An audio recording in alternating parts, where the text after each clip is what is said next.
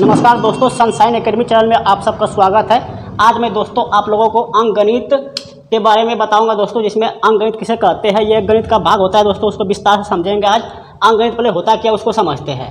अंकगणित गणित का वह भाग है जिसमें संख्याओं तथा संख्याओं के संबंधों के बारे में अध्ययन किया जाता है या अध्ययन कराए जाते हैं। संख्याओं के बारे में और संख्याओं के संबंधों के बारे में इसमें खास तौर पे हम लोग अध्ययन करते हैं, तो उसको हम लोग क्या कहते हैं, अंकगणित कहते हैं। अंकगणित में पहला चैप्टर आता है नंबर सिस्टम अर्थात संख्या पद्धति। संख्या पद्धति में पहला टॉपिक है अंक।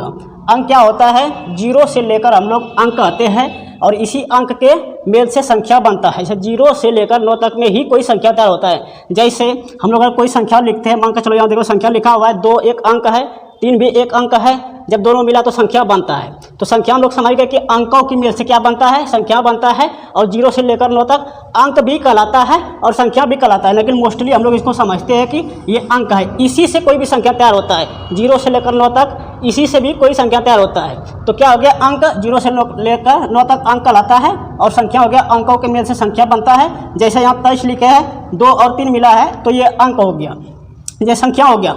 4 और 8 मिला है तो ये क्या हो गया, संख्या हो गया।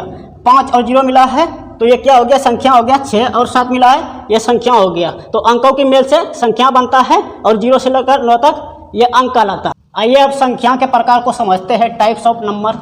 संख्या के प्रकार में पहला प्रकार है प्राकृत संख्या, नेचुरल नंबर।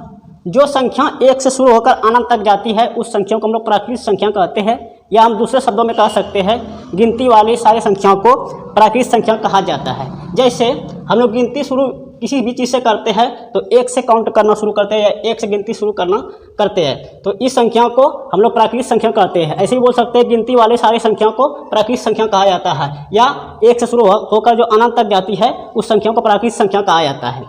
अब दूसरा देखिए, दूसरा है पूर्ण संख्या, होल नंबर। होल नंबर में क्या होता है, प्राकृत संख्या में सिर्फ अगर 0 मिला देंगे तो वह होल नंबर हो जाएगा या पूर्ण संख्या हो जाएगा। 0 मिलाने से यह क्या हो गया, पूर्ण हो गया, तो इसीलिए इसको पूर्ण संख्या इसका नाम रखा गया है।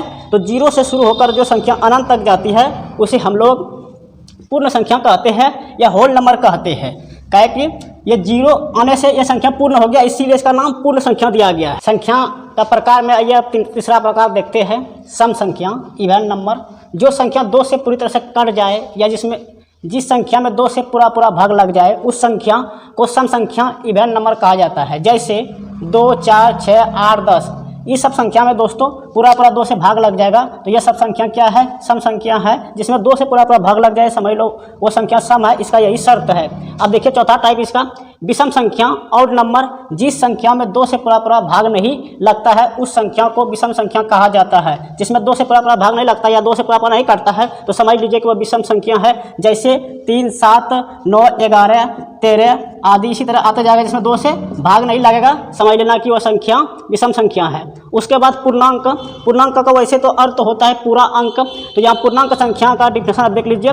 इंटीजर नंबर, सभी धनात्मक तथा ऋणात्मक संख्याओं का समूह जिसमें शून्य भी शामिल हो उसे पूर्णांक या पूर्णांक संख्या कहा जाता है। जैसे 1 हो गया, माइनस में 2 हो गया, 3 हो गया, ये सब पूर्णांक है। ये ऋणात्मक पूर्णांक है और इधर जो है ना धनात्मक पूर्णांक, जैसे 1, 2, तो समझ लेना कि 0 से ऊपर तो धनात्मक पूर्णांक कहलाएगा, 0 से नीचे ऋणात्मक पूर्णांक कहलाएगा, या 0 से दायां साइड धनात्मक कहलाएगा और 0 से बायां साइड ऋणात्मक कहलाएगा। आइए अब छठा नंबर का देखते हैं, भाज्य संख्या। जिस संख्या में 2 या 2 से अधिक संख्याओं से भाग लगता है उस संख्या को भाज्य संख्या कहा जाता है या कहलाता है या कहते हैं। जैसे 4 में 2 या 2 से अधिक संख्या से भाग लगेगा, 4 से भी लगेगा, 2 से भी लगेगा, तो ये भाज्य संख्या। जैसे 6 है, 6 में 2 से भी लगेगा, 3 से भी लगेगा, तो ये भाज्य संख्या है। इसी तरह का संख्या आते रहेगा। जैसे 9 में 3 से भी लगेगा और 9 से भी लगेगा। 12 में हो गया, 12 में 4 से भी लगेगा, 2 से भी लगेगा, 3 से लगेगा, तो ये सब क्या है, ये सब भाज्य संख्या है। अब 7 नंबर का देखिए, वो भाज्य संख्या। प्राइम नंबर, जिस संख्या में 1 और स्वयं के अलावा किसी भी संख्या से भाग नहीं लगता है उस संख्या को अभाज्य संख्या कहा जाता है। जैसे 2 में 1 से भाग लगेगा या खुद 2 से भाग लगेगा, तो ये क्या हो, अभाज्य संख्या है। 3 में 1 से भाग लगेगा या खुद 3 से ही भाग लगेगा। जैसे 5 में 1 से भाग लगेगा, स्वयं 5 से भाग लगेगा, तो ये अभाज्य संख्या हो गया। अभाज्य संख्या कहने का मतलब हो गया कि जिसमें 1 या स्वयं से भाग लगे, 1 और स्वयं से भाग लगे, तो उस संख्या को हम लोग बोलेंगे अभाज्य संख्या। यहाँ देखिए उदाहरण 11 हो गया, 7 हो गया, ये सब जो है ना अभाज्य संख्या का उदाहरण है। अब देखिए 8वां नंबर का 100 अभाज्य संख्या। 100 अभाज्य संख्या को प्राइम नंबर, 100 का मतलब होता है सहयोगी या उप, संख्याओं का वैसा समूह जिसका महत्तम समवर्ती HCF यानी हाईएस्ट कॉमन फैक्टर 1 होता है, उस संख्या को समअभाज्य संख्या कहा जाता है। जैसे 5 और 6 का अगर HCF निकालेंगे तो दोनों का HCF एक ही आएगा। अगर 8 और 9 का HCF निकालेंगे तो HCF इसका 9 आएगा, नहीं सॉरी, इसका एक HCF आएगा, इसका भी एक आएगा, इसका भी HCF एक आएगा। इसीलिए इसको समअभाज्य संख्या कहा जाता है। समअभाज्य संख्या कहने का मतलब हुआ कि दो समूह संख्या को अगर जैसे यहाँ समूह है, अगर इसका HCF निकालेंगे तो एक ही आएगा, तो ये समअभाज्य संख्या है। संख्या के प्रकार में अब 9 नंबर का संख्या को देखिए।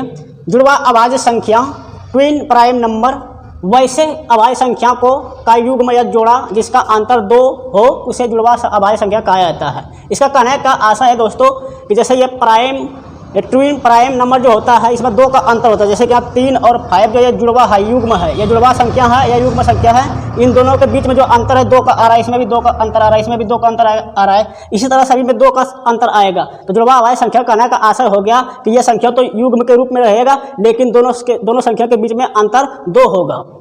अब संख्या नंबर 10 का देखिए।